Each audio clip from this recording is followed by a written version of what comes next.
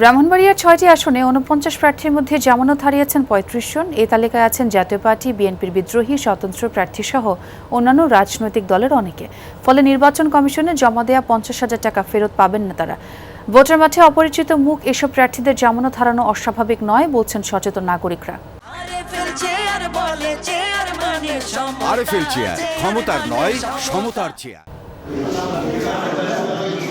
ত্রয়োদশ জাতীয় সংসদ নির্বাচনে ব্রাহ্মণবাড়িয়ার ৬টি আসনে লড়াই করা প্রার্থীদের অর্ধেকের বেশি জামানত হারিয়েছেন। জেলার রিটার্নিং কর্মকর্তার ঘোষিত ফলাফল অনুযায়ী ৪৯ জন প্রার্থীর মধ্যে ৩৫ জনই ১/৮ ভোট না পাওয়ায় ফিরে পাবেন না জামানতের ৫০,০০০ টাকা।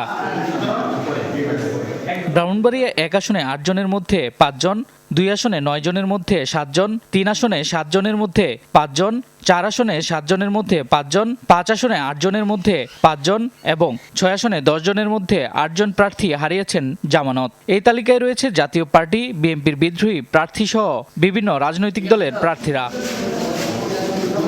ভোটাররা বলছেন অধিকাংশ প্রার্থীকেই চেনেন না তারা, শুধু নির্বাচনের সময় দেখা মেলে তাদের। ফলে জনবিচ্ছিন্ন এসব প্রার্থী ভোটারদের আস্থা অর্জনে ব্যর্থ হয়েছেন। বেশিরভাগই পলিটিক্যাল ম্যান না, জনগণের সুখ দুঃখ বুঝার মতন এই চিন্তা ভাবনা নিয়ে তারা নির্বাচনটা করে নাই। হুচুকের উপরই তারা আবেগে নির্বাচনটা করে ফেলছে।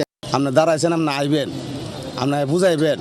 একটা ভোট নিতে গেলে একজন লোকের বুঝান লাগে। ওদের কাজ হচ্ছে এলাকার ভাড়াটিয়া, মানে ঈদ হইলে আসে, নির্বাচনটা হয়েছে ওদের কাছে ঈদের মতো, ঈদ হইলে এলাকায় আসে বা জনের সাথে মুলাকাত করে, এইটুকুই ওদের কাজ। অনেকেরই এখানে আমরা নামতে কি নির্বাচন করে আসলে তাকে চিনার জন্য, সে আসলেই জানে সে ফেল। এমপি দাঁড়ানোতে তার যে একটা নাম যে আমি এমপি পদপ্রার্থী হয়েছি, গণতান্ত্রিক অধিকার আছে তার দাঁড়ানোর।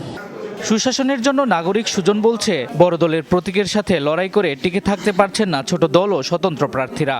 আমি যদি মানুষের কাছে না পৌঁছাতে পারি তাহলে মানুষ আমাকে কেন গ্রহণ করবে বা কেন আমাকে সমর্থন করবে? দেখা যায় যে অধিকাংশ সময় মানুষের কাছে পৌঁছাইতে পারলে তখনই আসলে স্বতন্ত্র বলেন আর ছোট দল বলেন তখন তারা নির্বাচিত হয়ে আসতে পারে। ব্রাহ্মণবাড়িয়ার ৬টি আসনের এমন অনেক প্রার্থী লড়াই করেছেন যাদের চেনেন না ভোটাররাও। তাই ভোটের মাঠে লড়াইয়ে প্রতিদ্বন্দ্বিতা গড়ে তুলতে না পারা এমন প্রার্থীদের জামানত হারানো স্বাভাবিক হিসেবেই দেখছেন তারা। শামস তাবরিজ উচ্ছ্বাস, যমুনা নিউজ।